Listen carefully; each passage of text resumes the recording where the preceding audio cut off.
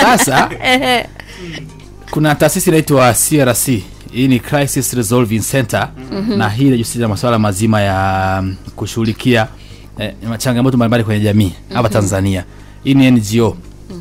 Nimezungumza na kurugenzi wake mtendaji Daktari Gladness Munuo. Wamefanya training ama mafunzo kwa ajili ya vijana kuhusiana na masuala ya umuhimu wa kura yako kwenye uchaguzi mkuu wa 2025. Wana nafasi gani ya kufanya maamuzi kwenye uchaguzi wa 2025. Lakini hawa vijana wakawa wamewachukua kwa ajili ya kufanya mafunzo, na baada ya mafunzo wamesema watakuwa ni machampion.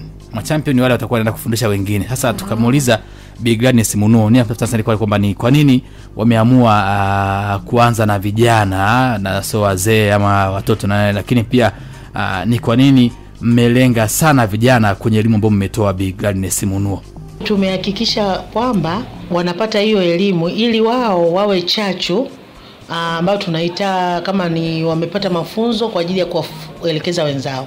Kwa hiyo tunaamini kwa mafunzo ya leo, maswali waliouliza, wataalamu waliokuwepo kwa ajili ya kuzungumza nao, basi elimu ile imewaingia, wameelewa, kwa sababu walikuwa na maswali mengi sana kuhusu hata zile kadi zao za upigaji kura, kama yuko mahali fulani afanyeje. Hii ina maana kwamba hata ile elimu ya mwanzo iliyotolewa kwa ajili ya kuweka maboresho kwenye vitambulisho vya kadi, vitambulisho vyao vya upigaji kura, kuna ambao hawakupata yale maelezo kiufasaha, au unajua mwingine anasikia lakini anapuuzia, anaona haimuhusu.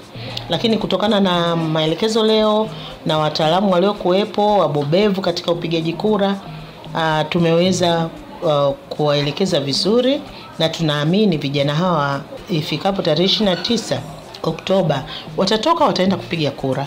Na tunaamini kwa sababu bado ni vijana, basi 20-30 watakuwa nao pia kama ni wagombea, kwa sababu wameshaelewa umuhimu wa kuwa kiongozi, lakini umuhimu wa kupiga kura na kuchagua mtu sahihi. Kwa kifupi ilikuwa ni hivyo. Asante sana. Asante sana Bi Gladness Munuo kwa ufafanuzi uliotoa huo. Lakini tunageukia upande wa pili sasa. Kuna masuala ya kampeni zinaendelea za uchaguzi.